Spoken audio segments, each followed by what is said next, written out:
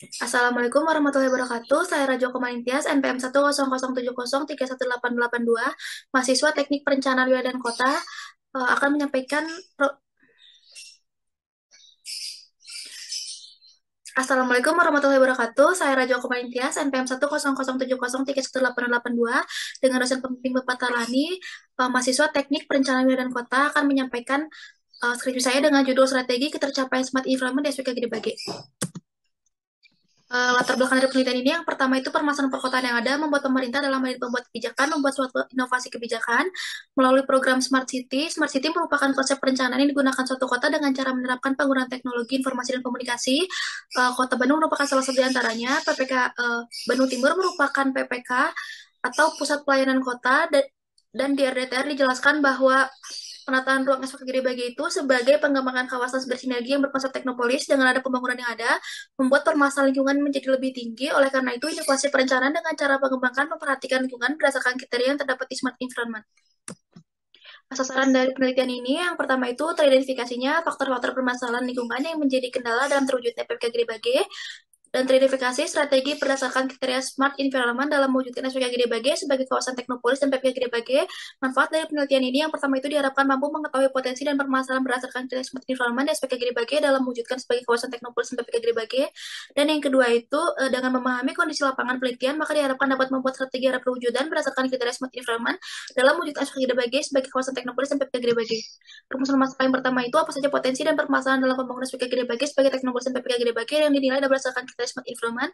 Yang kedua, apa saja strategi pembangunan berwawasan lingkungan yang digunakan dalam pembangunan SPK Gede Bage sebagai kawasan teknopolis dan PPK Gede Bage. Tujuan dari penelitian ini yaitu yang pertama, tujuan dari penelitian ini itu untuk mengetahui potensi dan permasalahan lingkungan di SPK Gede Bage dan membuat strategi ketercapaian berdasarkan kriteria Smart Environment dalam mewujudkan SPK Gede Bage sebagai kawasan teknopolis dan PPK Gede Bage.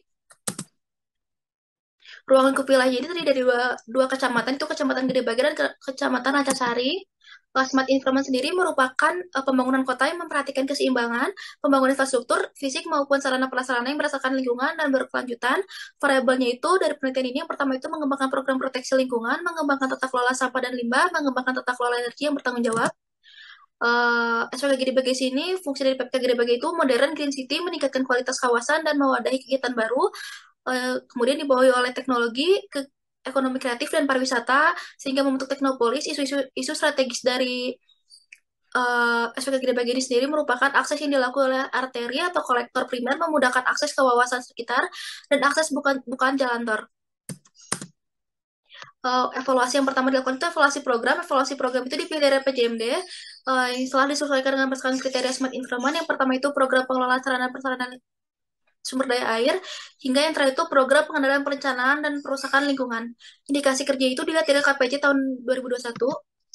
Untuk evaluasi kebijakan itu terdiri dari 5. Yang pertama itu rencana jaringan energi atau listrik, rencana pengembangan jaringan air dan limbah, rencana pengembangan sistem persampahan, penetapan zona prioritas penanganan, dan rencana pola ruang.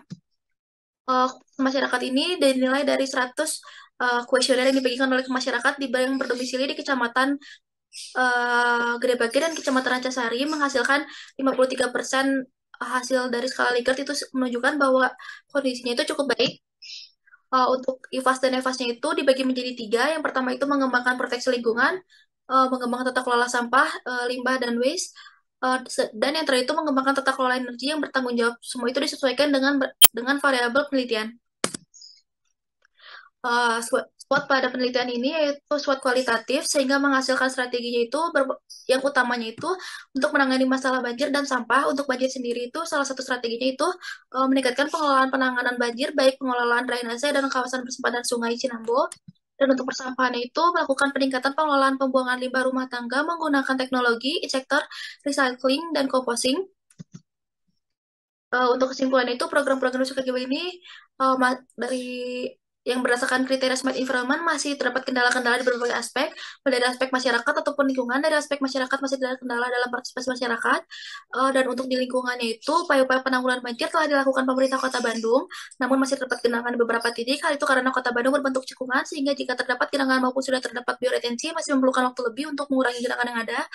SWOT analisisnya itu didapatin hasil bahwa ini merupakan situasi yang menguntungkan. Pembangunan dan Gede Bage ini memiliki peluang dan kekuatan sehingga dapat dilakukan dengan memanfaatkan peluang yang ada. Strategi yang ditetapkan dalam kondisi ini itu mendukung kebijakan pertumbuhan yang agresif. Rekomendasi yang pertama itu, pemerintah perlu menegaskan kembali pengembangan sekolah Gede Bage sebagai teknopolis dan PPK Gede Bage. Yang kedua itu meningkatkan penambahan bioretensi untuk mengurangi genangan yang ada, penambahan CCTV monitoring, banjir, melakukan penanaman pohon di sepanjang sungai, dan restorasi sungai untuk diperlukan secara berkala Gede Bage karena masih terdapat pendangkalan sungai. Sekian dari saya. Wassalamualaikum warahmatullahi wabarakatuh.